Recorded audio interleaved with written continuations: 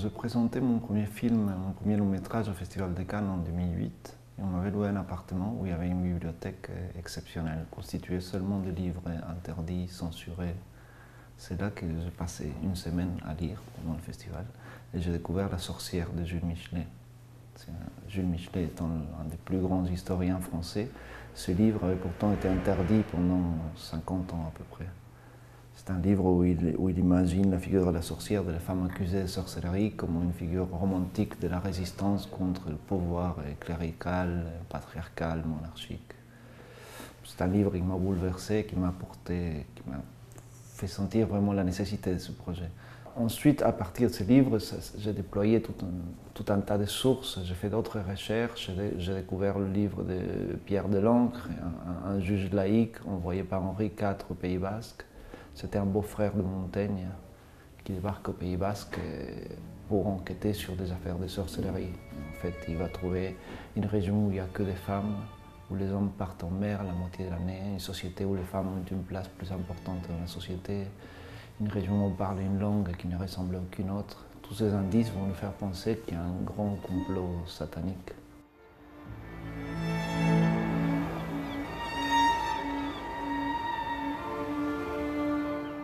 Il était très difficile quand je pitchais, je disais je vais faire un film au XVIIe siècle sur la chasse aux sorcières, on me regardait comme ça. J'ai mis beaucoup d'années à le financer à cause de ça. On me disait que ça n'avait pas de résonance contemporaine. Pourtant, je sentais que ça nous parlait de quelque chose qui est intemporel, d'une époque qui nous a forgés, qui nous a fait devenir en tant que société ce qu'on est aujourd'hui. Pour plusieurs raisons, j'ai senti que ce livre était la graine d'un film qui devait être fait. Quelques années plus tard, avec l'affaire Weinstein, MeToo et tout ça, la figure de la sorcière est revenue un peu sur la scène. Entre-temps, il y a eu des films comme The Witch, il y a eu un peu un renouveau du sujet de la sorcellerie, mais on était déjà très avancé. Il s'était passé 9 ans déjà depuis le début du projet.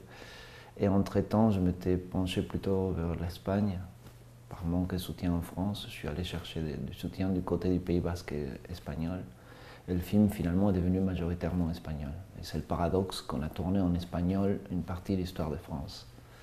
Mais comme la même histoire a eu lieu des deux côtés de la frontière, on s'est dit que ce n'était pas trahir le propos que de tourner en castillan et basque.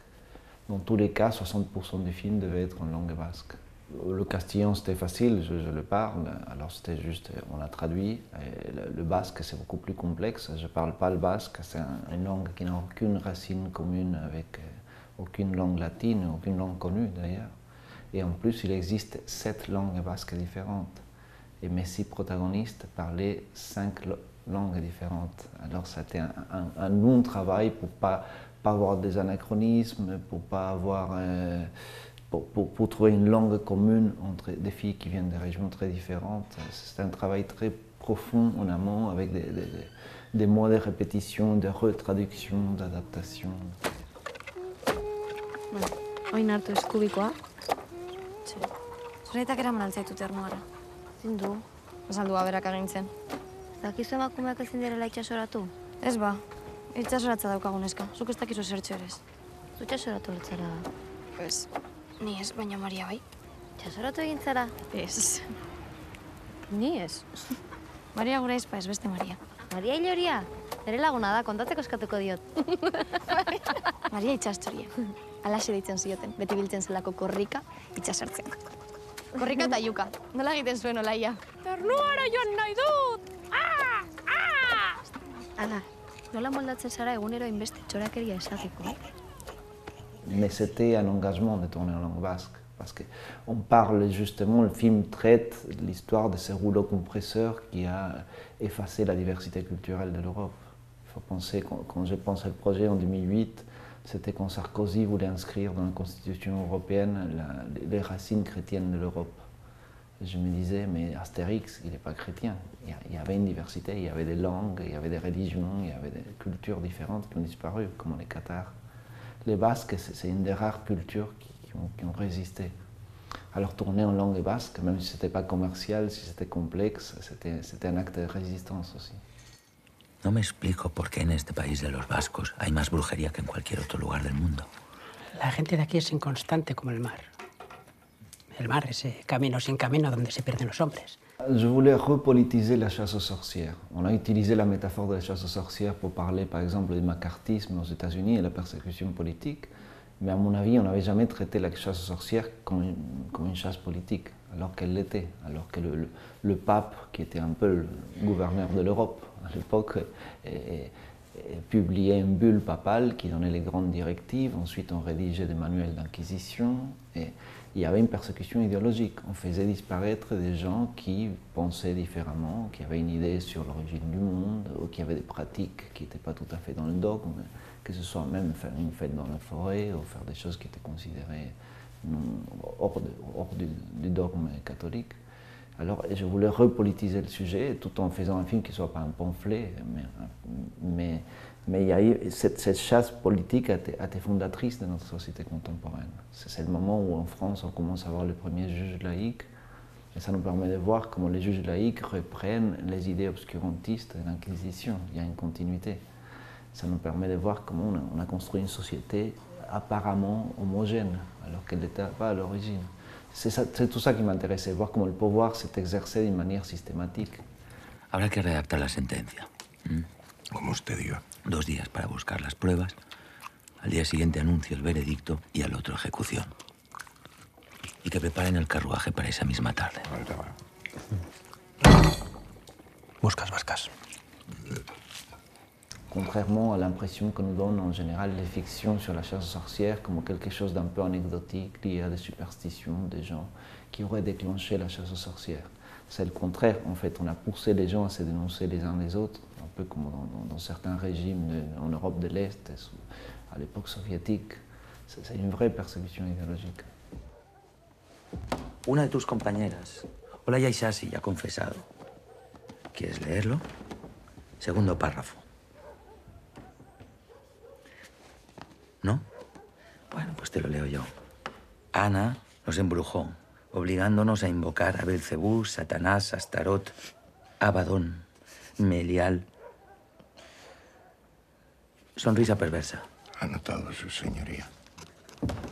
Me da risa que intenta hacernos creer a todas la misma historia. Posición obscena de las piernas. Anotado, su señoría. On vous fait croire que vous êtes, que vous représentez le mal. C'est ce qu'on a fait croire à la femme, non? Ève, la porte, elle fait venir le mal dans le monde. On fait croire à la femme qu'elle représentait le mal. Et en même temps, je trouvais ça amusant, si on peut dire ça comme ça, que les femmes retournent cette logique et elles prennent cette stigmatisation comme un étendard de leur révolte. Elles parviennent à ensorceler celui qui leur fait croire qu'elles sont des sorcières. Banik begiak itxietan ere maitea ikusten dut. Nik ere begiak itxita begiratzen diot. Hain da itxusia, bere aurpegiak ez dit trabarik egiten. Badaukalako handia de... Segi, berdea eta arantzaz betea.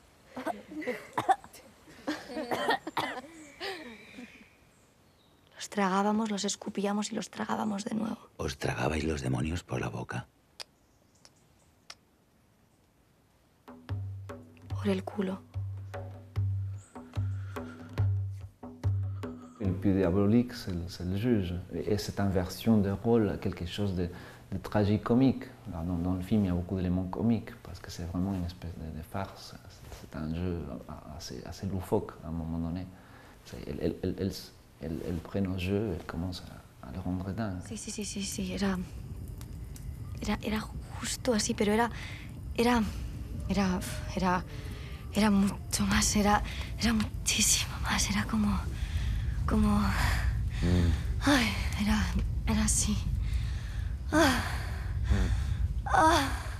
On voit comment le regard d'un homme sculpte les femmes, comment un homme pousse les femmes à incarner ses propres fantasmes. C'est ça qui pourrait prêter à confusion si on se mettait du point de vue du juge, mais ce n'est pas un film du point de vue du juge. C'est un film qui traite cette question-là. Comment cet homme-là va obliger les femmes à incarner ses fantasmes.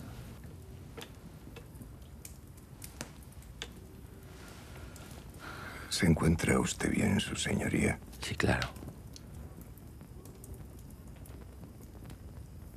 Debo hacerle firmar la confesión.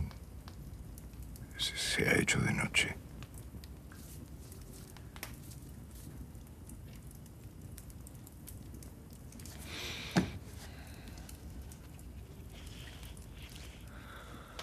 voulais d'une part me démarquer du traitement habituel des films d'époque. Même un journaliste m'a demandé une fois, il m'a dit une fois que la caméra bougeait trop pour un film du XVIIe siècle. Et ça m'a fait rire parce que je me suis dit, mais quoi, on filmait avec un trépied au XVIIe siècle? Il y a comme tout un tas de clichés sur ce que devrait être le cinéma d'époque. J'en suis venu à penser que parce que les sources dont on dispose, ce sont des tableaux et des livres, on fait que les personnages parlent comme dans des livres, et ils jouent comme dans des tableaux, un peu presque des perfiles et figés, alors qu'il n'y a aucune raison que les gens soient comme ça. Alors, voulant rompre avec ça, j'ai voulu faire quelque chose de très découpé et très agile.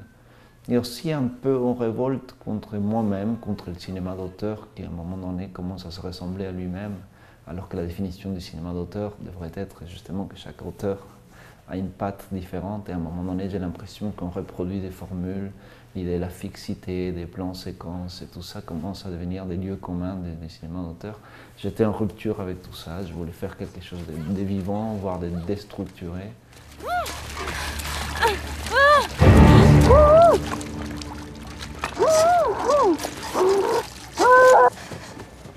J'aime beaucoup la règle des 3 unités dans le théâtre, unité d'action, d'espace et de temps. Je pense que le plus on concentre l'action, le plus elle est puissante. J'avais même tourné des scènes avec beaucoup de figurants, où les marins qui partent, le marché et tout ça, que j'aurais pas dû tourner parce qu'elles coûtent cher. Et je me suis rendu compte que c'est des choses qu'on a vues tellement dans les films d'époque, et ils sont tellement un peu hors sujet. Je pense que ce qui m'intéresse, c'est être au plus près des personnages et ce qui leur arrive. Il y a quelque chose d'intemporel. Ce qui leur arrive pourrait arriver à n'importe quelle époque, en quelque sorte. C'est l'humain qui m'intéresse. C'est ça qui m'a poussé à resserrer et à filmer les personnages sous tous les angles.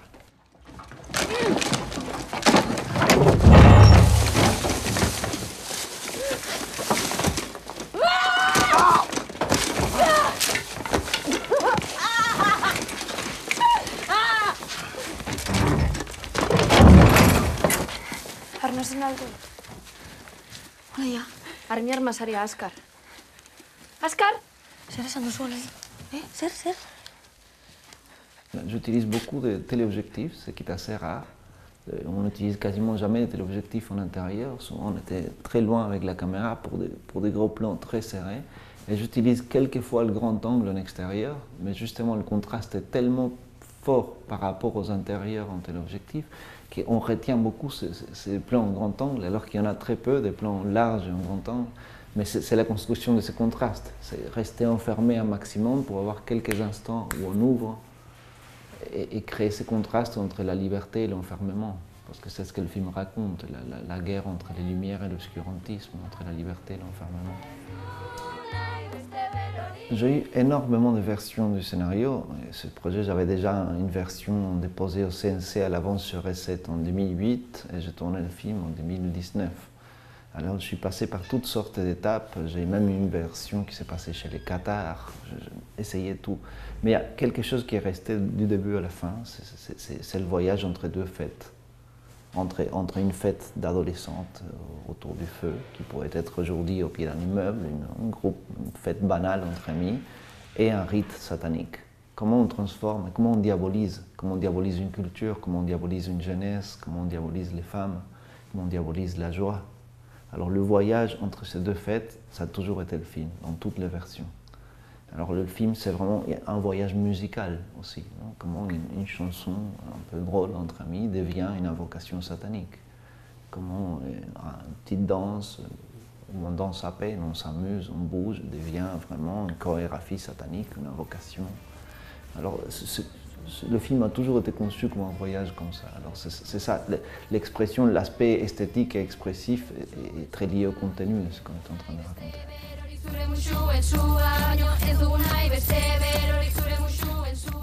J'essaie de m'approprier un sujet et le traiter comme si c'était ma propre vie. Je ne veux pas faire des films autobiographiques, je veux mettre du mien dans les films et pour qu'ils soient vrais, pour qu'ils soient intimes. Et moi-même, j'ai grandi dans une sorte de bidonville rurale en Patagonie où on s'éclairait à la bougie. Vraiment, on n'avait pas d'eau courante, on n'avait pas d'électricité. Et j'ai fait des films avant d'avoir vraiment connu le cinéma. J'ai commencé par faire des courts-métrages dans un atelier au lycée, alors que je n'avais pas la télé, on n'avait pas de cinéma. Et cette approche m'a beaucoup guidé dans le cinéma, de ne pas faire un cinéma qui fait référence à d'autres films. Ce sont deux démarches différentes, non? Faire du cinéma sur le cinéma ou faire du cinéma inspiré par le grain de la vie. Ça m'a beaucoup influencé dans la mise en scène. Et à un moment donné, je me suis dit, je n'ai pas entendu parler d'autres réalisateurs qui aient grandi dans un bidonville à la lueur de la bougie. Et je me suis dit, peut-être, je suis bien placé pour en faire un film sur le XVIIe siècle, parce que c'est comme si j'étais un témoin du XVIIe siècle. C'est comme si je pourrais dire, ah, je l'ai vécu, ça. Et alors, mon rapport à la lumière est très lié à ça. Je mets en scène d'abord la lumière, la réalité de la lumière, parce qu'en général, au cinéma, on suréclaire tout, et ensuite on nuance. Je préfère partir de la brutalité de la lumière elle-même. C'est assez magique ce qui se passe quand on éclaire vraiment avec du feu, avec peu de sources de lumière. C'est d'ailleurs tellement expressif qu'après il faut les nuancer en éclairant, en donnant des petites touches. Pero solo puedo hacerlo cuando siento la llamada de Lucifer. Las noches de luna llena. Señoría,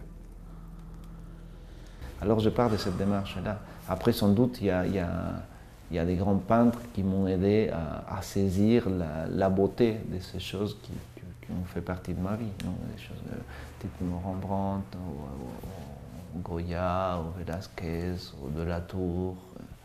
Ils vous aident à cerner tout ça. Mais la démarche est d'abord organique et moins liée à la caméra qu'à la mise en scène de la réalité dans laquelle vont se dérouler les scènes.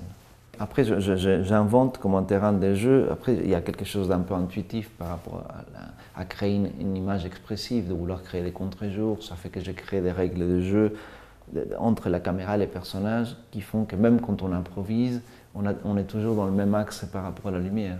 Dans ce film, on fait un montage peu traditionnel, on saute l'axe dans tous les sens, mais on garde toujours une cohérence par rapport à la lumière. La lumière est toujours derrière. Et ça donne une identité expressive au film sans qu'on ait jamais composé un plan. En fait, je me suis interdit, j'en avais marre, même dans mes propres films, des acteurs obligés à composer pour un plan. Je me suis dit, on va suivre les acteurs. Mais il y a des règles de jeu qui font que la puissance expressive est toujours là. Et sont liées à des décisions très radicales d'éclairage. Avec peu de sources de lumière placées à certains endroits clés. Je pense qu'il y a dans le film 3 plans larges posés. Et tout le reste du film, c'est caméra à l'épaule, très serré, et on suit les acteurs. Mais j'ai découvert que quand vous mettez tous les ingrédients et vous remuez, il se produit quelque chose. Je ne sais pas comment l'expliquer, mais il y a des plans qui ont quelque chose de plus chorégraphique et pictural que d'autres que j'ai composés au millimètre dans d'autres films. Il y a quelque chose qui se produit naturellement entre les déplacements des acteurs, les mouvements des caméras et la lumière. Mais c'est plutôt, je ne sais pas, c'est une autre manière de procéder où c'est beaucoup de préparation pour ensuite créer une sorte de chaos créatif qui donne ce que ça donne.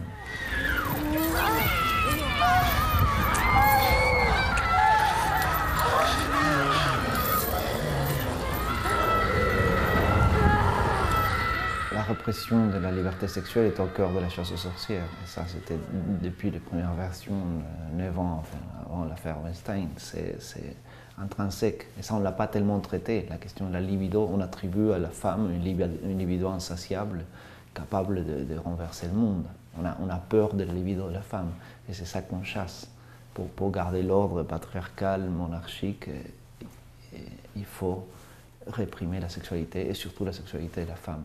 Et toute cette dimension érotique de la chasse aux sorcières, qui, je pense, qui n'a pas été tellement traitée, est vraiment au cœur même de l'ouvrage sur lequel je me base, l'ouvrage de Pierre Delancre. Pierre Delancre, c'est un des rares juges qui admet explicitement la dimension érotique de la chasse aux sorcières. En général, les juges sont tellement dans le refoulement qu'ils vont décrire comme vieilles et laides des femmes que quand on lit en fait les chiffres, on voit qu'elles étaient jeunes. Et en fait, c'est une manière de cacher leur propre libido, parce qu'il s'agit de la libido des juges et des répresseurs. Pierre Delancre, c'est un des rares, ou peut-être le seul, qui admet très clairement qu'il est ensorcelé par le regard de ces jeunes filles tellement belles qui font l'amour dans les grottes, et qui se baignent toutes nues au bord de mer. Il y a des phrases, quand il dit « les vices pervers de ces sorcières pâles renverseront tout l'ordre de l'univers », quand il dit ça dans le film, c'est vraiment une citation dans son livre. Il leur attribue par leur comportement personnel la capacité de renverser l'ordre de l'univers. Si no las detenemos a tiempo, esas brujas perversas van a invertir el orden del universo.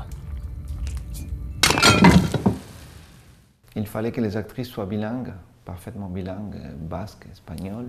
Alors on a fait un casting exclusivement au Pays Basque. On a vu à peu près 1000 candidates qui ont passé jusqu'à 4 essais. Et elles n'avaient pas d'expérience, il y en avait une seule qui avait tourné une seule fois. Et ensuite, ont été nominés au Goya, c'est les Césars espagnols. Il y en a une qui l'a obtenu, une autre qui a été nominée en meilleure actrice, par révélation meilleure actrice. Elles ont fait une carrière assez surprenante après, mais au moment du casting, ils n'avaient rien fait. On a loué un appartement pour qu'ils puissent vivre ensemble plusieurs mois avant le film. On a répété des chorégraphies, des chants, on a élaboré les arrangements de la musique ensemble. Et tout ça, ça crée une cohésion. Ils ont créé un cocon, un groupe, une vraie équipe, une vraie petite famille à l'intérieur du tournage. Barroduna garela uste badute zeren zain daudegu akabatzeko. Gehiago jakin nahi du, eta jakin nahi duen guztia esan behar diogu. Modu bakarra da denbora irabazteko. Eta denbora irabazteko asterik ez badugu? Badugu. Astebete besterik ez da falta jarri beterako. Astebete hizketan bakarrik entretenitzea. Ezinezkoa da. Ez da zinezkoa benetan. Eta zer dakizuzuk sabataz. Bueno, badakigu sabatean abestu eta dantzan egiten dira. Eta umeak akabatzen dituzte. Hori esan dizute. Diabluari, duzi berri dei egiten zaio. On a voulu traiter les méchants, entre guillemets, de manière comique et les filles de manière plus premier degré. Je trouve que ça marche assez bien qu'en général les méchants soient sur un registre comique, il y a une ironie. Et alors les hommes dans le film sont des personnages assez grotesques. Et ça va aussi à l'encontre de l'idée du juge imposant, tous ces clichés-là sur les rois et les juges. C'est des petits insectes. Alors on leur a donné des registres assez différents, mais ils sont sur un registre presque comique, je pense, les personnages masculins. Esta comida es una mierda. Qué mal sabe. La señora de Lara le está escuchando. Tanto mejor. Así se esmera. 4 meses llevamos. Y parece que fueran años. Acabará esto algún día. ¿Sabe qué pasa, padre? Estamos hartos. En algunos pueblos hemos tenido que confiscar graneros y molinos porque no había lugar en las prisiones. La corrupción moral llega a tales límites que hemos tenido que ejecutar a 3 párrocos. Le prêtre est un personnage particulièrement comique, c'est un peu un petit collabo de la région qui va être au service du pouvoir. Et après, ce qui est drôle, c'est que le juge est un juge laïque, mais il agit selon des principes complètement religieux. Ce n'est pas moi qui charge la religion, hein, c'est l'histoire. C'est la réalité historique de la chasse aux sorcières.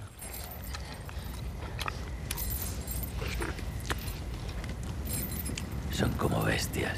Señoría, ¿no le parece un poco ridículo? Puede ser.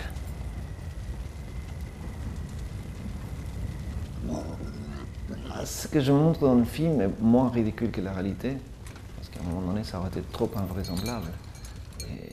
C'est-à-dire les théories échafaudées par la théologie et par la démonologie sont complètement délirantes. Je montre un petit échantillon et je suis obligé de les traiter sur un registre comique, parce que sinon on n'y croit pas. Il y a des moments, des scènes que j'ai dû tourner comme des comédies, parce que sinon c'est tellement invraisemblable. Mais si on étudie la réalité, tout est pire que dans mon film. La torture, le ridicule des théories, tout est allé beaucoup plus loin en fait.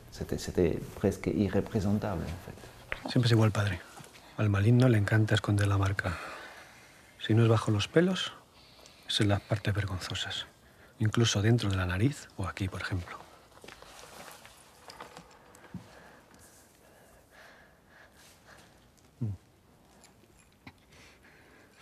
En el brazo. ¿Dónde? Ce qui est intéressant, c'est que le film a été refusé partout parce qu'il ne parlait pas de notre époque. C'était toujours ça la raison. Et au moment où il était fini, il est sorti, c'était presque, on allait me reprocher d'être trop dans l'air du temps. C'est-à-dire qu'on vit dans une actualité presque dictatoriale qui se joue à 2 ans. Un temps qui pour moi, en tout cas par rapport à la fabrication de mes films, est infime. Mais en même temps, c'est une chance, parce que le film a été compris. Le film a été compris, et autant en Espagne qu'en France, il a eu un retentissement important dans la presse, mais aussi auprès des mouvements féministes qui sont emparés des symboles du film pour leur propre lutte. Et c'est un peu mon but, de créer des symboles qui après ne m'appartiennent plus, qui puissent servir à d'autres gens pour leur propre lutte. Et je ne voudrais pas récupérer politiquement les mouvements des autres. Moi, je crée une histoire, pour moi elle a une cohérence, elle nous parle de ce qu'on est. Et je ne fais pas un pamphlet, je fais un film, je raconte une histoire. Et en même temps, je suis fier de voir que ces histoires sont prises, interprétées de manière très politique. En Espagne, il y avait presque des duels entre des mouvements féministes et l'extrême droite à travers le film. Et en République dominicaine, ils étaient en train de voter la loi de l'IVG. Et il y avait des articles qui parlaient du film pour parler de la résistance contre l'IVG. Et voilà, en France aussi, il y a eu des réactions comme ça. Voilà, pour moi, ça c'est précieux. C'est mon rêve, que le film soit un symbole qu'on ne puisse pas interpréter n'importe comment, qui ne puisse pas être trop récupéré par l'ennemi, mais qui puisse être récupéré par des gens avec qui, pas forcément, je suis d'accord dans toutes les nuances. Je me prends pour un représentant de leur cause.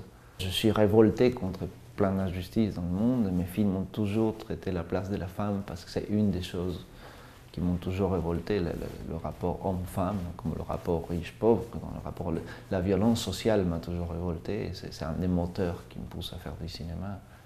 Et du coup, sans doute, mes films expriment cela.